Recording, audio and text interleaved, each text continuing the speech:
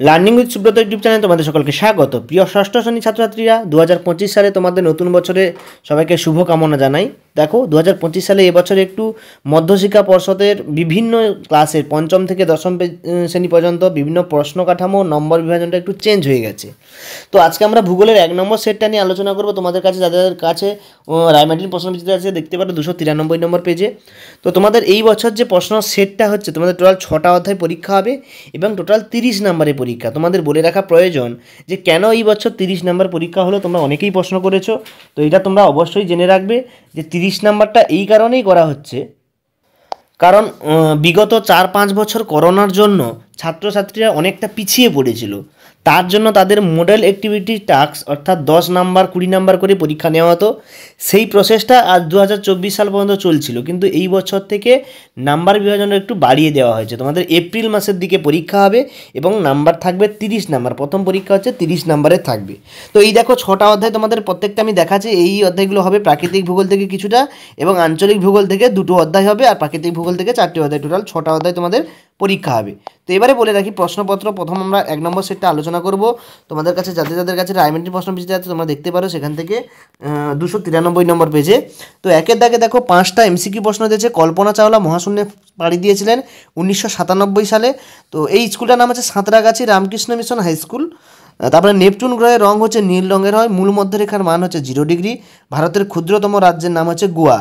ব্রহ্মপুত্রের একটি উপনদীর নাম হচ্ছে তিস্তা নদী। মানে ব্রহ্মপুত্রের একটি উপনদী হচ্ছে তিস্তা নদী। কোপার্নিকাস কোন দেশের বিজ্ঞানী? পলিশ দেশের বিজ্ঞানী ছিল। মিরান্ডা হচ্ছে ইউরেনাসের উপগ্রহ। ইউরেনাসের উপগ্রহের নাম হচ্ছে মিরান্ডা। তারপরে বলেছে দেখো নিরক্ষরেখার অপর নাম কি? নিরক্ষরেখার অপর নাম হচ্ছে বিষুবরেখা। ভারতের পূর্ব পশ্চিমে বিস্তার করে আছে 2933 কিলোমিটার। গডিন অস্টিনের উচ্চতা আছে 8611। তোমাদের এদিক ওদিক 1, 2, 12, 13 হতেই পারে, কারণ যেটা টেক্সট বইটা দিয়েছে ওটাই সঠিক। তোমরা টেক্সট বইটা দেখেই করবে, ঠিক আছে? এরপরে দেখো 2-1 কথায় উত্তর। এখানে এসে কিউ প্রশ্ন দিয়েছে যে সূর্য থেকে পৃথিবীতে আলো আসতে কত সময় লাগে? 8 মিনিট 20 সেকেন্ড, বা কোনো বইতে আছে 8 মিনিট 19 সেকেন্ড। তোমরা যে কোনো একটা লিখবে, সেটা সঠিক দিয়ে দেবে। তারপর বলছে ইসরোর পুরো নাম কি? ইসরোর পুরো নাম যেন আমাদের ইন্ডিয়ান স্পেস রিসার্চ অর্গানাইজেশন। এখানে আমি লিখে দিয়েছি, দেখো এই জায়গাটায় আমি এর নামটা লিখে দিয়েছি, ইন্ডিয়ান স্পেস রিসার্চ অর্গানাইজেশন। এর পরের প্রশ্ন হচ্ছে দেখো পৃথিবীর কোথায় আবর্তন বেগ শূন্য? মনে হবে পৃথিবীর কেন্দ্রে আবর্তন বেগ শূন্য।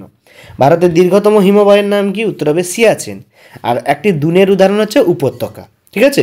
এটা দুনের আচ্ছা সরি, উপত্যকা না, এটা ভুল হয়েছে। একটি দুনের উদাহরণ উপত্যকা হবে না, হবে দেরাদুন, ঠিক আছে? দেরাদুন হচ্ছে একটা দুনের উপত্যকা, দেরাদুন। তোমরা লিখে নেবে, এতে একটা মিস্টেক হয়ে গেছে, সেখান থেকে দেখে নেবে। এরপরে দেখো আমরা পরের দাগে চলে যাচ্ছি। 4-এর দাগে প্রশ্নগুলো। 4 দাগে দেখো এখানে 3টে প্রশ্ন দিয়েছে। তারারা মিটমিট করে কেন? ছায়াবৃত্ত কি এবং গিরিপথ কাকে বলে? তো প্রথম প্রশ্ন দেখো, তারারা মিটমিট করে কেন? না, তারাদের আলো পৃথিবীর চারদিকে থাকা বায়ুমণ্ডল ভেদ করে যখন আমাদের চোখে এসে পৌঁছায়, তখন বায়ুপ্রবাহের কারণে এই বায়ুমণ্ডলে বিভিন্ন স্তরে ঘনত্ব তাপমাত্রা বদলায়। তাই বায়ুমণ্ডল ভেদ করে আসা তারাগুলি দেখতে মিটমিটের মতো মনে হয়। তারপরে দেখো পৃথিবীর আলোকিত অংশ ও অন্ধকার অংশে যে কাল্পনিক রেখা দিয়ে বিভাজন করা হয়েছে তাকে নাম হচ্ছে আলোকবৃত্ত বা ছায়াবৃত্ত, ঠিক আছে? তারপরে প্রশ্ন ছিল পর্বতের ঢাল বা পর্বত প্রণালী অবস্থিত সড়ক পথকে গিরিপথ কাকে বলা হয়? এবং সেই গিরিপথের উদাহরণ হচ্ছে দেখো এখানে বলেছে পালাক্কাদ গ্যাপ, চোরলা পাস, ঠিক আছে? অখিল গিরিপথ, পীর পাঞ্চাল গিরিপথ, এগুলো বলবে। তারপরে গ্রহের বৈশিষ্ট্য বলেছিল 3টে। তো এখানে দেখো 3টেই বৈশিষ্ট্য দেওয়া আছে। না, সূর্যের চারপাশে একটি নির্দিষ্ট কক্ষপথের মধ্যে পরিভ্রমণ করে।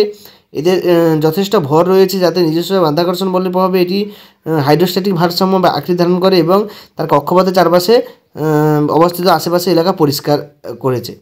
তারপরের প্রশ্ন ছিল দেখো, তারপরের দাগের যে প্রশ্নগুলো ছিল আমি আলোচনা করে দিচ্ছি। নিরক্ষতল ও কক্ষতল কি? ভারতের ভূপ্রকৃতি অঞ্চল এবং গ্রহের বৈশিষ্ট্য, ঠিক আছে? তো দেখো এরপরে আমরা 5 নিরক্ষীয় তল কি?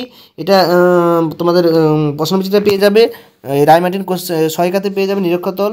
নিরক্ষরেখা বরাবর পৃথিবী যে কাল্পনিকভাবে কালে যে তল পাওয়া যায় তাকে নিরক্ষতল বলে। দেখো এই পৃথিবীকে যদি আমি কল্পনা করে অর্ধেক কমলা লেবুটা মনে করি অর্ধেকটা কাটি, তাহলে যে তল পাবো সেটাই হচ্ছে নিরক্ষীয় তল। এর পরের প্রশ্ন কক্ষতল কাকে বলে? দেখো পৃথিবীর কক্ষপথটি যে তলে অবস্থান করে তাকে কক্ষপথ বলে, এবং এর সম্পর্কে 2টো তথ্য দিয়েছে।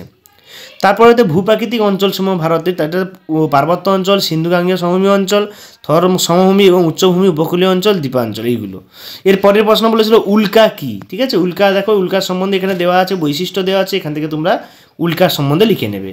তারপরে বলছে নিরক্ষরেখা ছাড়া পৃথিবী আর বিশ্বে বিশ্বে অক্ষরেখা রয়েছে, অক্ষরেখাগুলো পরিচয় দাও। এখানে জাস্ট চিত্রটা এঁকে তোমরা ব্যাখ্যা করে দিলে হয়ে যাবে। দেখো প্রথমে নিরক্ষরেখা, এদিকে কর্কটক্রান্তি, মকরক্রান্তি, তারপরে সুমেরুবৃত্ত, কুমেরুবৃত্ত, এইগুলো হচ্ছে পৃথিবীর প্রধান প্রধান অক্ষরেখাগুলোর সম্পর্কে বর্ণনা। তো এখানে এদের সম্পর্কে বর্ণনাও দিয়ে দিয়েছে প্রত্যেকটা রেখার সম্পর্কে। এই হচ্ছে তোমাদের টোটাল ভূগোলে 1 নম্বর সেটের প্রশ্নপত্র। আমি সম্পূর্ণ সলিউশনটা দিয়ে দিলাম। তোমাদের যাদের এই ভিডিও দেখে লিখতে কষ্ট হয়, তোমরা আমাকে ডেসক্রিপশানে যে লিঙ্ক আছে, এই হোয়াটসঅ্যাপ লিঙ্ক, ওই হোয়াটসঅ্যাপে গিয়ে SMS করে আমি তোমাদের পিডিএফটা দিয়ে দেবো। এই পিডিএফ লিঙ্ক দিয়ে দেবো, পিডিএফটা তোমরা সেখান থেকে সংগ্রহ করে নিজেরা বসে বসে বাড়িতে অ্যান্সার শিট করতে পারো। সকলকে ধন্যবাদ। দেখা আছে 2 নম্বর স্কুল। আমরা পরের স্কুলে পরের দিন আলোচনা করব। পরের স্কুলটা দেখবে তোমরা, যেটা পারবে না আমার চ্যানেলটাকে ফলো করবে। সকলকে ধন্যবাদ। দেখা আছে পরের ভিডিও দিয়ে।